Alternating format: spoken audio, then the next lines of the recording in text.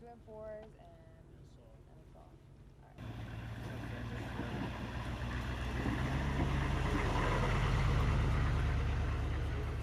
Maybe they will, you know. If they do, then I'll just put them in the IED. I hope they land Bravo. Oh, this here?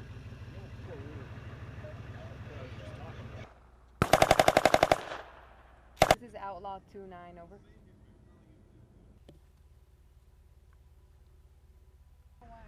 The truck way back there was going off. Shot was at that gunner that's... No, you didn't see it? No, I was laying right.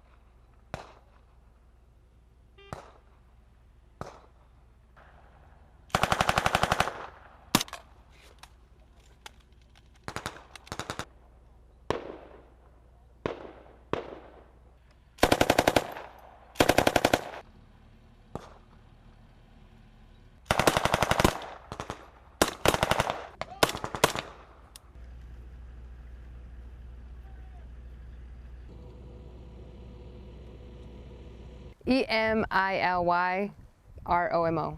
Right. What's your MOS? I'm a 68 Whiskey, which is a medic. Right.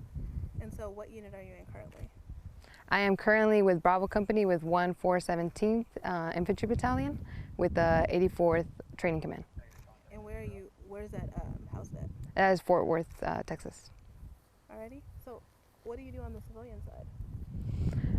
Well, I got two things going on. I'm actually a personal trainer, and I'm trying to get into firefighter right now.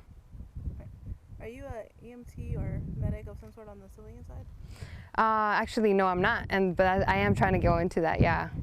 So what made you want to become a medic? Well, I like helping people. It all started with me with lifting and then people asking for advice, and I enjoyed helping others, and it started to kind of go into that career. And when the opportunity to become a medic came up, I took it, and I absolutely love being a medic. I love helping people. So did you have another MOS before you became a medic? I did. I was a 74 Delta, which is a chemical specialist, and it wasn't as fun as you think. This little Velcro. Is it moving? It's not staying, huh? Stay, girl, stay. I know, right? We need to stay together. So out here doing C-sticks, what's your role here? I am a mission controller, so basically I am assigned with getting either the Op 4, which is the opposing force, or getting role players to play as detainees, or just getting civilians on the battlefield, just to kind of have, simulate just a regular town or whatever the case may be. My job is mainly to ensure that the mission goes as the way it's supposed to go, and in the safest way as possible. So what's your favorite part about that job? Well, one is that we are in charge of the pyrotechnics, so basically, all the things that go boom, the simulation grenades, which that's my favorite part, honestly. But it's cool watching everybody go into action, because when you're in it, you don't really get to really see it, but when you're just watching, you get to see all the action. It's pretty cool. Right, so on a more serious note, will you walk us through what happened when you witnessed the accident out here? Yeah, of course. So we were in a mission, which is here in AJ. Basically, the mission was just attacking an entire battalion, which we only had like a squad of soldiers, which was going to be an impossible mission, but a suicide mission. But we were out back there. If you see where all the vehicles are at, we were over there, and we heard real world, and I had the barrel because that's where I was throwing the pyrotechnics. And I happened to look over here, and I see the vehicle kind of in a downward position, and I heard that, I heard the soldiers yelling, soldiers are injured, and my medic instincts just kicked in, and I was like, I gotta get to them. So what I ended up doing was, through all this dry grass, I ended up running all through it, and I had to jump over that wadi to get to them, and by the time I got here, they were already all outside. The vehicle, they had already taken them out.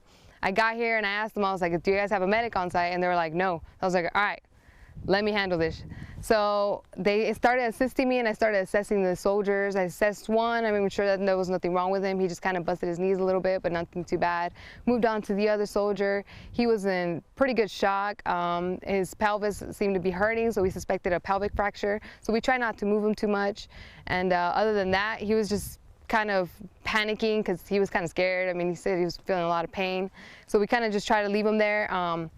Then I ended up going to the next soldier to assess him. All he had was like a laceration right in the knee, so he wasn't busted too bad.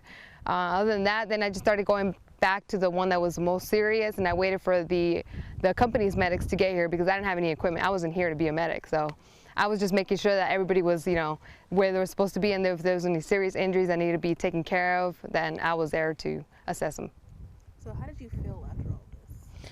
Well, while it was going on, it was more of like, I was just wanting to help these guys, and I was just thinking about my medic training. What do I need to assess first? Are they breathing? Are they talking? Are they bleeding anywhere? And everything just started kicking in. After everybody started coming in, after they already called the medevac, after the medics came in with their equipment and everything, and they started taking over, I just felt this huge relief on my chest because it felt good knowing that I helped these guys and I ensured that they were safe and that they didn't, you know, their injuries didn't get any worse. And it was just a really good feeling, and it's a feeling that I want to keep pursuing. And that's the reason why I'm trying to go into firefighter now.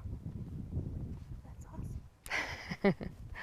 So you could easily say that the experiences that you had in uniform kind of inspire you on the outside. Oh yes, they definitely did. I never really thought that I would be a medic in the Army, first of all, and I would never thought that I would continue that outside the Army. But being in the Army I've learned a lot. I've gotten a lot of experience, and it's led me to where I really, truly want to be. It put the light into what I'm really passionate about, and is helping others.